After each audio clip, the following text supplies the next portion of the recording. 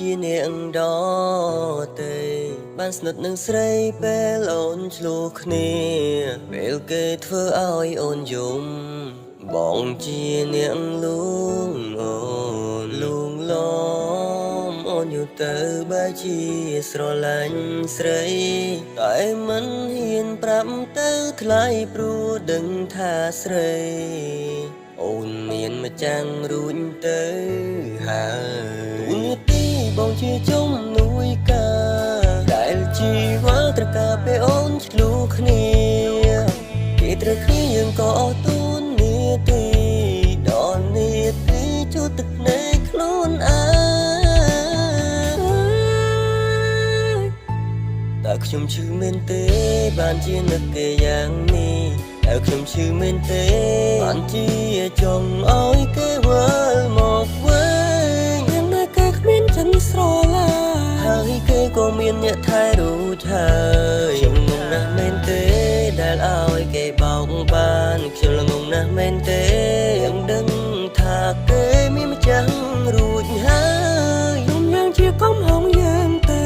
ដែលងងយកខ្លួនទៅក្បែរស្នេហ៍គេតែមខាជានាងដតីមិនត្រូវជាអ្វីបែរជាយកខ្លួនទៅក្បែរស្ម័គ្រចិត្តនៅក្បែរជិតភ្នែកឲ្យគេជំនួសងសាគេពេលខ្លះក៏ស៊ូខ្លួនឯងដែរតែខ្ញុំនេះងងណាស់មែនទេស្ម័គ្រចិត្តកុំតសងសាគេទាំងខ្លួនឯងក៏ដឹងច្បាស់ពេលគេត្រូវគ្នាយើងក៏អូទួនាទីពេលនេះមានតែជិតភ្នែកដើរចេញព្រោះពេលនេះគេមកក្បែរសំមុខខ្លួនឯងហើយមែនទេតែជាកំហុសគេមែនទេស្ម័គ្រចិត្តកុំតសងសាគេពេលនេះយើងអូទួនាទីហើយយើងទាំងពីរជាអ្នកដតេបានស្និទ្ធនឹងស្រីពេលអូនឆ្លោះគ្នា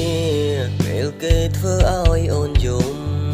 បងជាអ្នកលួងអូនលួងលំអូនอยู่ទៅបែរជាស្រឡាញ់ស្រីតែមិនហ៊ានប្រាប់ទៅថ្លៃព្រោះដឹងថាស្រីអូនមានម្ចាំងរួចទៅហើយទូនាទីបងជាជំនួយការដែលជីវ៉ាត្រូវការពេលអូនឆ្លូគ្នាគេត្រូវគ្នាយើងក៏អស់ទូនាទីដល់នាទីជួទឹកភ្នែកខ្លួនឯង